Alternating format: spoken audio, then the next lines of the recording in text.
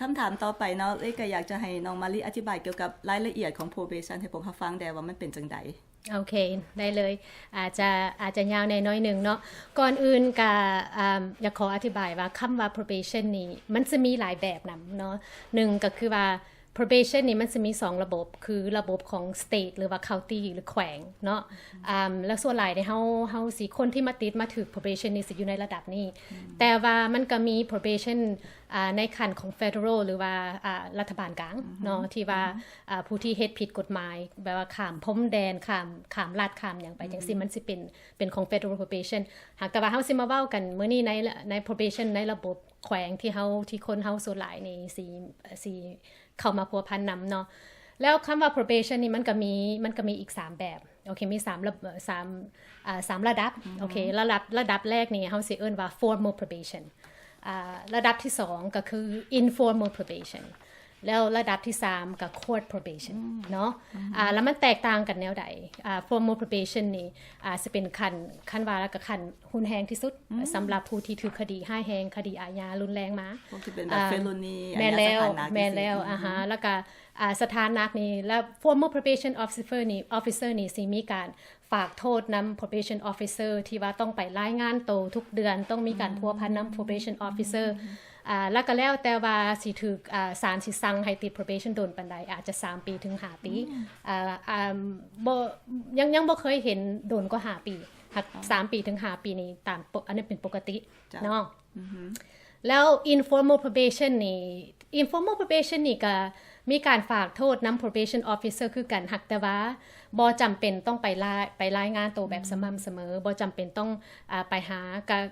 ผู้ที่ติด informal probation นี่สิมีข้อต้องมีข้อปฏิบัติคือกันมีข้อห้ามคือกันหักแต่ว่า probation officer นี่จะบ่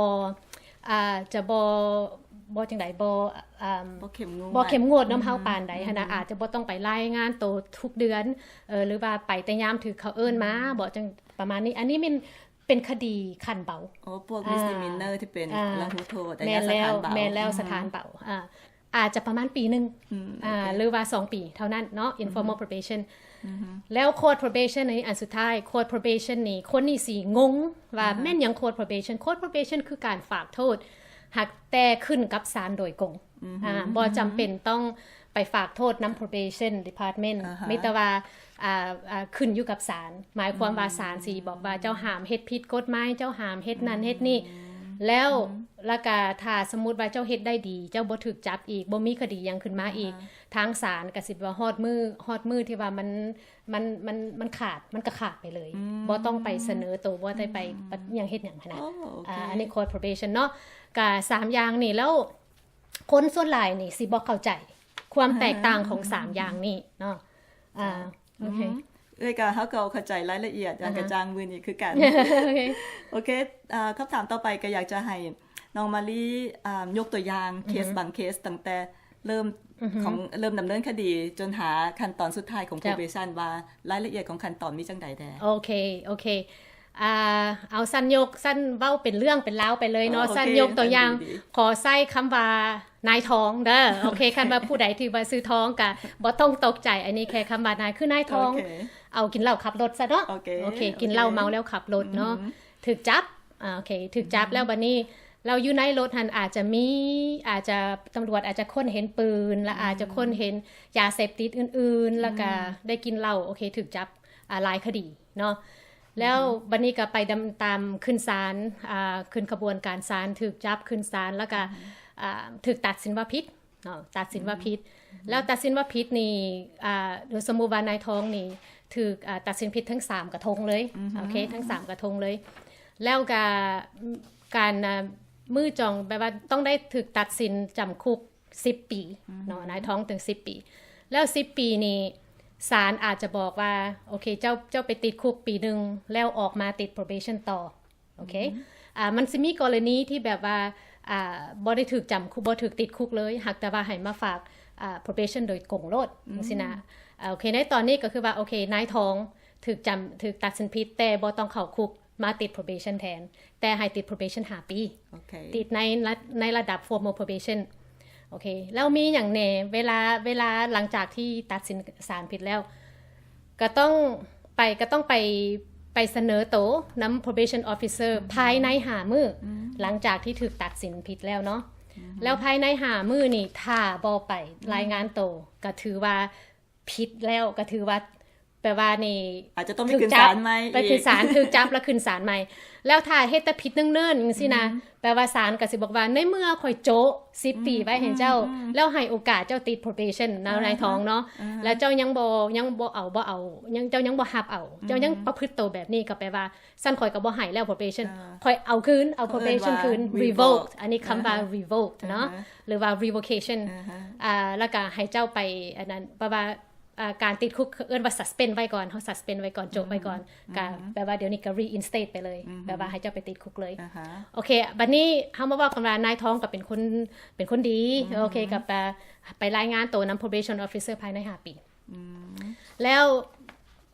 ในมื้อที่ถูกตัดสินผิดหั่นในมื้อที่ศาลให้ไปติด probation หั่นศาลสิมีสิอ่านให้เจ้าฟังเลยว่าข้อต้องเฮ็ดข้อห้ามข้อประพฤติเจ้ามีหยังแน่เนาะโอเคแล้วเฮาสิมาล้มกันตรงนี้เพราะว่าคนลาวเฮาหลายคนที่แบบบ่เข้าใจแล้วบ่ถึงความprobation นี่เป็นแนวใดเพราะว่าหลายคนสิถูก violate หรือว่าถูกถึงต้องกลับขึ้นไปศาลใหม่เพราะว่าเจ้าละเมิดเนาะเพราะว่าการฝ่าฝืนละเมิดกฎของ probation เนาะโอเคบัดนี้หลังจากที่ไปฝากนำ probation แล้ว probation นี่สิ take over เลยหมายความว่าทุกอย่างสิขึ้นนำ probation officer คนนั้นเนาะที่ว่าให้มาเบิ่งดูแลเจ้าหั่นตอนนี้บ่เกี่ยวกับศาลแล้วเดี๋ยวนี้หั่นบ่เกี่ยวกับศาลแล้วหลังจากที่ศาลสั่งให้ไปติด probation ไปรายงานตัวนำ probation ศาลกันแล้วไปแล้วทุกอย่างทั้งศาลทั้งอัยการทนายทุกคนแปลว่าละมือไปแล้วเดี๋ยวนี้หั่นขึ้นกับ probation officer ทุกอย่างเลยเนาะแล้วมันสิมีการปฏิการคำข้อห้ามและการปฏิบัตินี่มีอย่างแน่ตามขั้นว่าเอิ้นมาตรฐานนี่ก็คือว่าห้ามเจ้าไปเฮ็ดผิดกฎหมายห้ามเจ้าออกจากต่างรัฐโดยที่บ่แจ้ง probation officer เจ้าสิย้ายบ้านย้ายเจ้าต้องได้แจ้งก่อนอันนี้ก็แปลว่ามาตรฐานทุกคนเลยยังมีการเปลี่ยนแปลงอีหยังแม่นแล้วที่อยู่เลขโทเจ้าเฮ็ดเวียกอยู่ไสอันนี้ทุกอย่างเนาะอันนี้แปลว่ามาตรฐานแล้วบัดนี้หั่นแล้วก็มันสิมีหากแต่ว่ามันบ่เท่านั้นขอปฏิบัติมันสิมีหลายลงไปอีกอันนั้นเขาเอิ้นว่ามันมีข้อปฏิบัติเพิ่มเติมข้อปฏิบัติเพิ่มเติมนี่สิขึ้นอยู่กับว่าเจ้าถูกตัดเจ้าผิดคดีหยังมาเนาะคือคดีนายท้องนี่ทั้งกินเหล้าครับรถแล้วก็มีอาวุธในครอบครองแล้วก็มียาเสพติดพร้อมเนาะแล้วบัดนี้นี่ข้อห้ามก็ต้องว่าเจ้าห้ามกินเหล้าโอเคเอาว่าง่ายๆว่าบัดนี้บังเอิญว่าอันนายท้องนี่ก็เป็นแก๊งเมมเบอร์ซะเนาะเขาแก๊งซะเนาะบัดนี้ก็ต้องห้ามเจ้าไปโอ้ล้มห้ามไปพัวพันน้ำแกงแล้วว่าบุคคลใดก็อย่าที่ว่าเป็นมักเฮ็ดผิดกฎหมายโอเคแล้วก็ต้องไปเฮียนกินเหล้าและบัดนี้ก็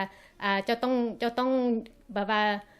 เอิ้นว่าให้ probation officer หรือว่าตำรวจนายใดก็อย่ากรรมสิทธิ์ที่แบบว่าสิสามารถเข้าไปในเฮือนเจ้าไปสอบได้ทุกเวลาไปสอบได้ทุกเวลาหรือว่าตามเวลาที่ศาลกำอนุญาตแล้วส่วนหลาย24ชั่วโมงได้24ชั่วโมงบ่ต้องมีหมายจับบ่ต้องมีหมายจับบ่ต้องมีหยังทั้งนั้นบ่ต้องมี warrant search warrant บ่มี search warrant บ่มีหยังแล้วก็บ่จำเป็นต้องบอกเจ้าล่วงหน้าบ่จำเป็นต้องขออนุญาตไผอีกทั้งนั้นนะคะถึงแม้ว่า probation officer สิบ่ออกไปค้นเองคือว่านายตำรวจอาจจะคิดว่าบางเทื่อนายท้องนี่อาจจะไปเฮ็ดผิดกฎหมายในคดีอื่นเขาเจ้ามีแต่โทรหา probation officer แล้วบอกว่านายท้องนี่เรามีอันนั้นเรามีข้อตัวนี้บ่ search and seizure เนาะค่ะเนาะเขาเราบางทีที่ว่าเป็น probable cause with or without probable cause นี่มันก็เกี่ยวกับตัวนี้อยู่บ่ก็แม่นในตัวนี้ในกรณีนี้ถึงแม้ว่าจะบ่มีคืออย่างที่เขาสงสัยเขาก็สามารถที่จะไปคนสอบเฮือนได้คือกันแม่นแล้วนี่เป็นสิทธิที่เจ้าจะต้องสละก่อนที่เจ้าสิคันเจ้าบ่สละเจ้าก็รับเอา probation บ่ได้แม่นบ่ล่ะโอเคก็เฮาก็ต้องเสียพวกสิทธิการเป็นส่วนตัวแล้วก็พวกอิสรภาพของเฮาแม่นแล้วถ้าสมมุติว่านายท้องนี่อยู่บ้านกับคนอื่นเนาะว่า roommate เนาะอยู่ในบ้านในรถอยู่หั่นเพิ่นเข้าได้หมด แม่นแล้วเพราะฉะนั้นแล้วคนเฮาก็ก่อนสิให้เอา roommate เขามาอยู่บ้านนะเฮาต้องรู้ว่าเจ้าติด probation มาบ่เจ้าติด parole มาบ่อันนี้จะต้องฮู้เด้ แม่นแล้ว อันนี้เฮา แม่นแล้ว ต่อไปพวกเฮาจะต้องฮู้เพราะว่าบางเทื่อเฮาบ่ได้สนใจแม่นบ่ แม่น ว่าหมู่หรือว่าคน roommate ที่จะ แม่ มาน อยู่กับเฮานี่เขาอันมี probation แม่น ติด แล้ว คดีมาก่อน แม่นแล้ว หรือบ่ เพราะว่าถ้า โอเค เป็นจังซั่นเฮาก็แบบว่าเจ้าก็สละสิทธิ์ของเจ้าไปโดยอัตโนมัติเลยแม่นบ่ คันสมมุติเฮาบ่ฮู้เด้ บ่ฮู้กับ กะยา ซอยเหลือบ่ได้ซอยเหลือบ่ได้ เพราะว่าอันนี้มันเป็นกรรมสิทธิ์ของ probation officer แล้ว probation officer บ่จำเป็นต้องไปมีแต่ส่งนายตำรวจอื่นไปก็ได้ โอเคโดย จั ที่ งซั่น บ่ อีก ต้องมีหมายคนเลย แม่นแล้วแล้วถ้าไปก็มักไปตอนเช้าเนาะคือมาลีเองเวลามาลีไปคนเฮือนคนสินะสิไปแต่ 6:00 นเช้า เป็นหยังคือไปตอนเช้า เพราะว่าตอนนั้นหันคนยังบ่ตื่น โอ้ แล้วเขาเจ้าก็ยังบ่เตรียมพร้อม เ แล้วก็อาจจะอยู่เฮือนเป็นบ่ล่ะ โอเค เวลาเฮาไปตอนนั้นหันแบบว่าเฮาหลอนไปจังซี่นะ โอ้ แล้วก็เฮาก็บ่ให้เวลาคนนี่สามารถไปเสื่องไปเตรียมโตวไปอีหยังได้หลายอย่างเลยเนาะโอเคแล้วอันนั้นก็เป็น probation แล้วมันก็มีหลายอย่างอีกแต่สำคัญสุดก็คือว่าเจ้าทุกอย่างที่ probation ถือว่าศาลสั่งให้เจ้าเฮ็ดแต่ละข้อแต่ละหัวข้อ probation officer สิเป็นคนที่ว่า